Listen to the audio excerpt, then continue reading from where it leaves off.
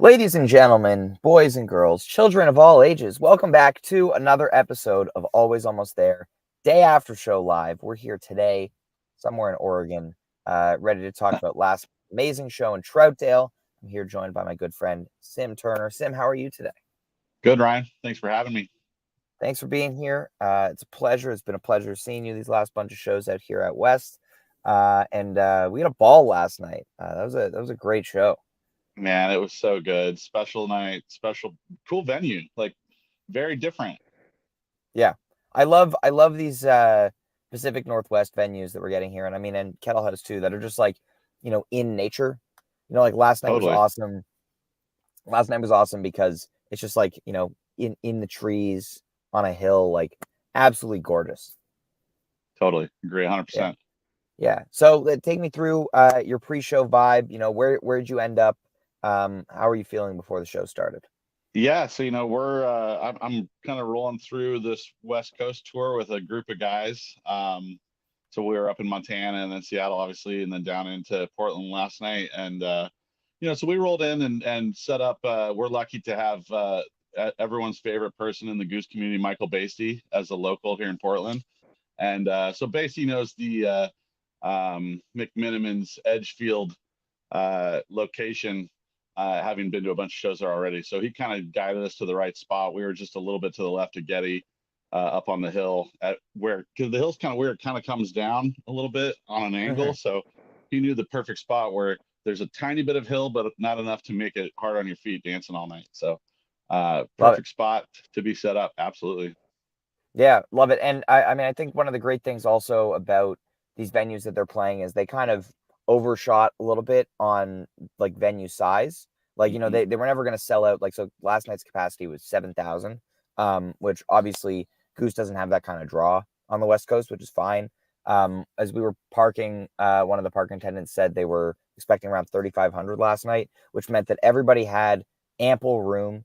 It didn't feel empty, but it didn't feel squished. And someone was saying to me that for King Giz a couple of weeks ago at the same venue, it felt like, there wasn't enough room, So I like the fact that they're playing these venues that, that nothing has felt empty on this tour, but it's been great to have that extra bit of dancing room that never hurts. Never. Absolutely. Yeah. It feels like every show has had, like you just said, enough people there to make it feel like it's full, but not like I'm just unable to move. Right. Exactly. I got to be able to get Exactly. down. Exactly. Got to be able to get down. But yeah, we were right in front of the soundboard again. Amazing spot. It was, a lot closer up to the stage than it was in Seattle on Saturday. So that, nice to be a little closer to the band. But let's dive into the show here. Let's get going with the first two songs here. Jive to Silver Rising. Sim, what are your thoughts here? Well, Jive is the best Jive. Jive 2, I mean, is the best Jive. Facts. I'll be taking no questions at this time. Yeah, so what a great way I mean, I don't actually, I didn't look at the stats how often Jive 2 is open to show. I don't think it's very many. And awesome. Great way to start it and then roll right into Silver, which had been left off, I think, for a couple days, to Hmm. everyone's surprise a little bit. And so nice to have that thing show up. And I mean, Silver never misses because it's just such a perfect composition. It's one of their very best for just the actual composition. And you're never going to get a jam out of it, but boy, great. Just starting with heat for sure. 100%, 100%. Jive 2 used to be a much more common opener, a few years ago, but it kind of hasn't popped up in that slot as much lately. So yeah, I was really excited about it. Coming in only the second one of the tour. Same with Yeah, Jive 2 and Silver Rising, both not played since Salt Shed, which is especially surprising for Silver. I know it was on the set list on Friday, I believe in Montana, right. and didn't get played. But yeah, great 1-2 punch to open the show. We talked about that like 2 pack of openers, if you will.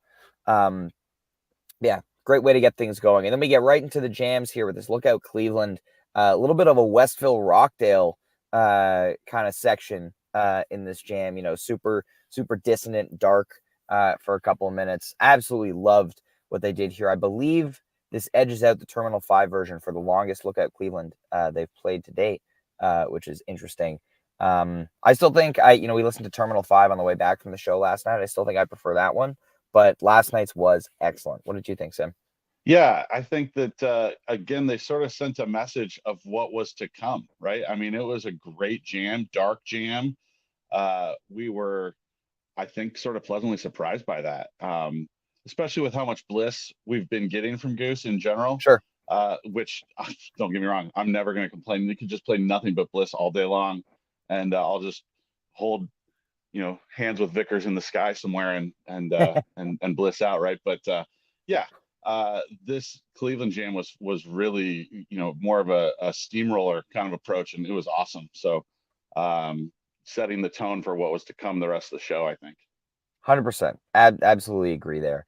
And then we get, love the mid first set placement for Feel It Now, and then lead up an Animal to close it out. I just thought solid stuff.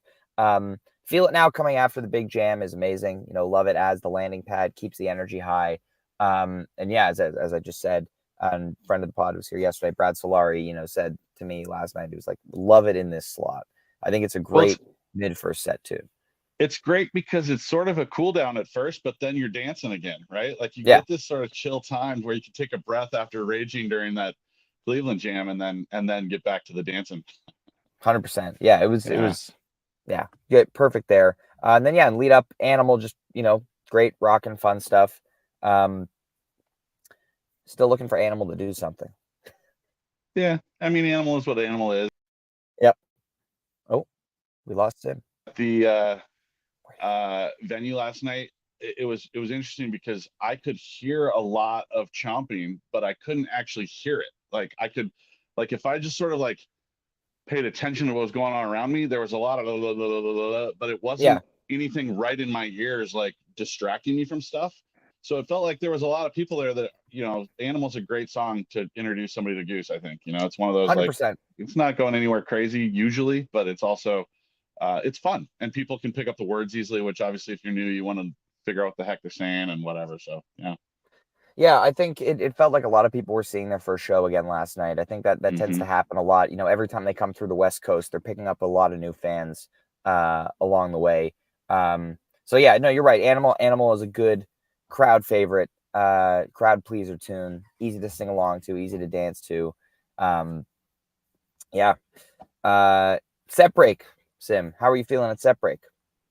I mean, I was feeling fantastic. Again, we've been rolling with kind of a crew, probably about 4 or 5 people, and my good friend that lives here in Portland that I'm staying with, I introduced him to Goose last fall.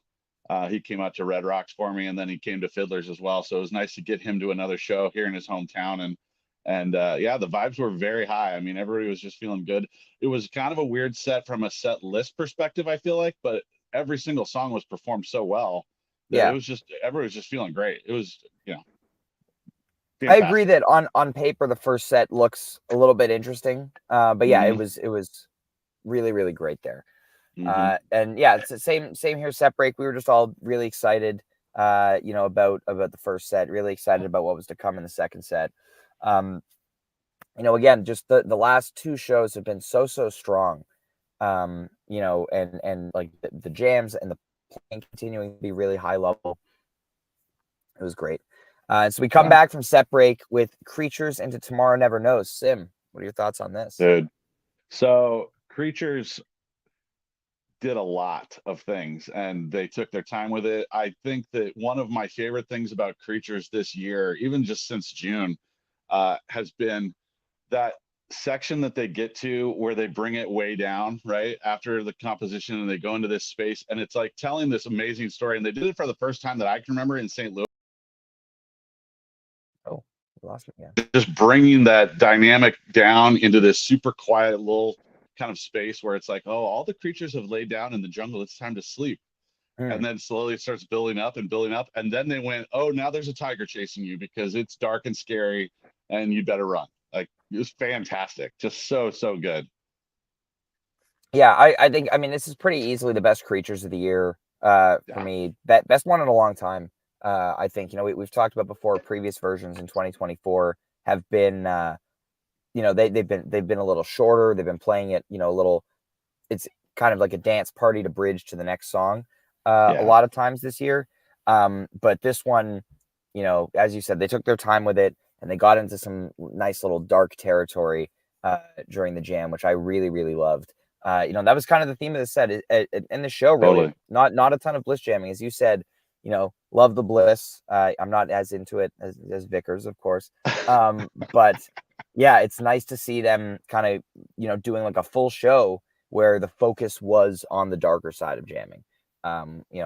Really, really great. I think I did more jumping up and down last night than I like ever have in a single show. Well, There was a yeah, I lot of mean, that. it was high energy, and that dark energy is sometimes even more going to make you just move and whatever. But then, rolling into Tomorrow Never Knows, I love that cover. It's Same. fantastic, and they do it so well. I almost wish they hadn't done it, only because it cut off the end of that Sick Creatures jam to kind of force into a pseudo segue, right? But Mm-hmm. at the same time, that is nitpicking to the highest degree, because it was fantastic. The Tomorrow Never Knows was fantastic, and you know, uh, yeah, two Yeah, for two so far in the set at that point. 100%, 100%. Shout out to Jeb playing that C chord in Tomorrow Never Knows. Always, always a treat when we get that. But yeah, no, I think I see where you're coming from in terms of the segue kind of, cutting off the jam, which obviously we've talked about a lot over the past couple of weeks. Tends to happen sometimes, especially going into a cover. But I felt that last night didn't really feel super abrupt, or that it was, No, missing it out definitely didn't. It on wasn't improv. forced. It wasn't forced at all. It just, it would have been, on the one hand, I would have taken 5 more minutes of some further creatures exploration, then just lay it down. Sure. But again, that's like, if I have to find something to whine about. 100%. Yeah. If I have to complain, Yeah, this is what I'm you're going to gonna make complain me. about. Well, after Tomorrow Never Knows, we get my favorite part of the night, this arrow. I'm 100% sold on arrow now. It's been so good all year. And this version, probably my favorite of the tour. I'm going to hasty say that this one's better than SPAC, but I need to, A-B them and see where it's going to land on the playlist. But really, There's a really there's a strong. there's a chunk of my soul still lingering in the Fox Theater that would like to have words with you as well, because Well, that's not this Fox tour. is right. Yeah. Oh, I see. That Yeah, from June. Sure, sure, Yeah, sure. yeah, Yeah, yeah. So my yeah. like No, my I would favorite in agree with you terms of the two there. big arrows on this tour. Yeah, But absolutely. yeah, Sim, what are your thoughts on this jam? It was fantastic. I mean, and again, I think one thing that Goose did really well last night in this second set is they took us dark and heavy at the start in that Creatures jam, and then they went into Tomorrow Never Knows, which remained kind of, up tempo and not, it wasn't heavy in the same way, but different, right? And then to Arrow, which also then went dark again. So we kind of got dynamic control even in the concepts a little bit again. And then obviously as they transition out of this one into Western Sun. But yeah, dude, I mean, this Arrow was fantastic. I mean, right up there with Fox for me, which for me is the best Arrow of the year so far. But they're right. Hmm. I mean, again, an AB, it's going to be real close. Yeah, 100%, 100%. This one, similar to the Fox, Cotter gets a lot of the credit for the dark shift in the jam, slowing things down Yeah. as they kind of dove in. You have your first few minutes of pretty, standard arrow jamming, and then they just take it down. As John Shuley points out, super envelopey digital sauce in the middle of the jam. Rick using that synth pedal, super growly, like mean. And yeah, oh man, I was just, I love when Goose gets dark, of course, and I was just floored by how confident they sounded diving into this kind of jamming, because again they've been kind of steering clear of it a lot of this tour. So yeah, Arrow 2024 song of the year. Sign me up, baby. Yeah, there we go. It's I'll not, go door to it's really, door. it's all about the halftime. It's Cotter is doing things like, he's leading the jams in a way that continues to blow my mind every time he does it. Like he did it in Lookout Cleveland too. He's like, all right, we're gonna go double time now, and that's when the jam starts to take off. And the And the fact that leadership, the band yeah, is right with him too, right? It's not like 100%. he has to do 4 bars first before they kind of, oh yeah, okay, we're going. It's like somehow they've got their minds melded together, and just boom, he goes, and they're right there with him, ready to do it. Yeah. Yeah, yeah. It's the level that they're clicking on and connecting on right now is incredible. And yeah, it's like Rick, barely has to like glance back at Cotter when it's time to re-enter the song. Yeah. He just knows. Like Yeah. he has the instincts. It's same like the speed back up in the arrow, from the halftime. It just happens. And it's perfect. It's like, oh Yeah. yeah, this was exactly the right time that Cotter needed to change what he was playing. So it's amazing. Yeah. Yeah, can't play. Matt says you play ahead of and behind the beat. Yeah. Absolutely. And shout out to Absolutely. Getty again during Arrow. I feel like Getty has got some sort of soft spot in his heart for Arrow, because once again he did cool stuff up there that, I mean, it's always awesome, but he created a little bit of an alien spaceship vibe there for a minute before it really went into the dark part. And man, he's just killing it as usual. Abducting people out of the bush in Oregon. All right, and then after we get a nice little Western Sun breather. No jam on this one, which is fine.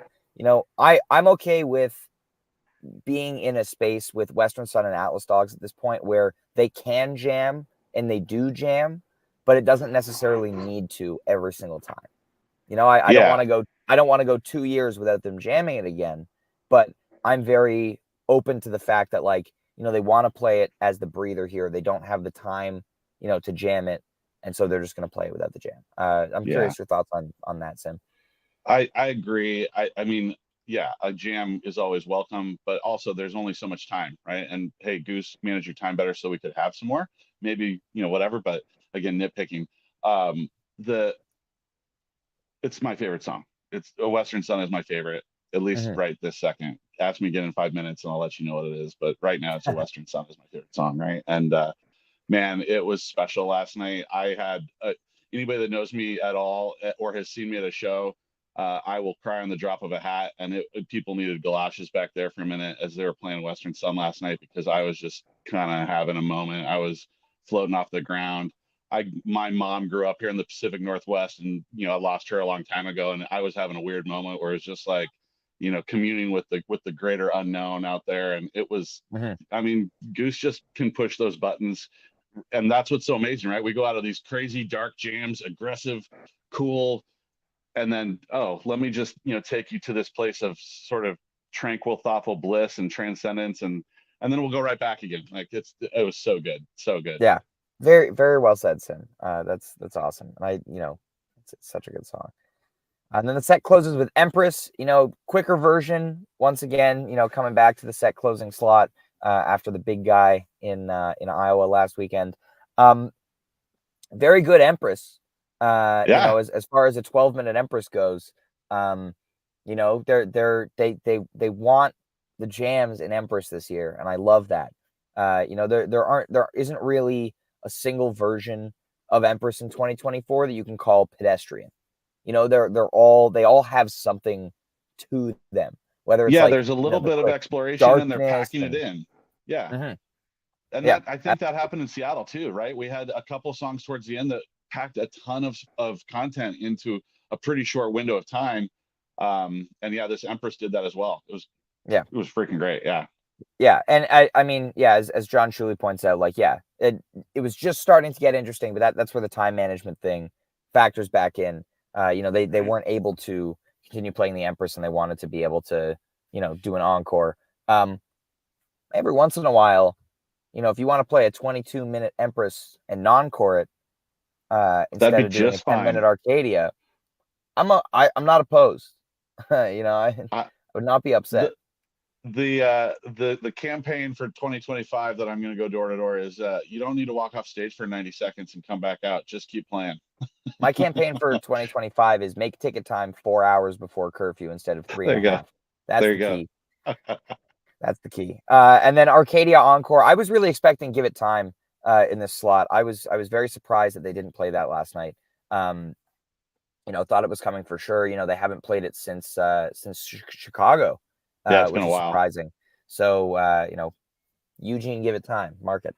But Arcadia is Arcadia. It crushes every single time. A little bit of type 1.5, Buffalo kind of blissy progression for about a minute in there, but just really strong conclusion as always. What did you think of the encore, Sim?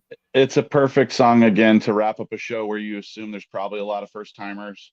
It's Yeah. never gonna miss. It's never, not every Arcadia is gonna be Mission, right? And that's fine. We in the encore slot, it's gonna be short and sweet, and it was great. I mean, the way that song is composed so that it can do that rising peak at the end, it's going to send everybody home going, holy crap, I can't believe how awesome that was, whether it's their first show or their 25th show or whatever. Definitely. And I think, it's one of those shows where they played a really good mix of like a lot of their best songs and a lot of really good improv that are like, you can't walk away from that show not being like, wow, I want to go see Goose again. It's like just a really excellent show. And yeah, I love that. And we got Eugene tomorrow. Nice night off tonight. Gonna get some sleep. Gonna relax a little after 4 in a row here. A lot of driving.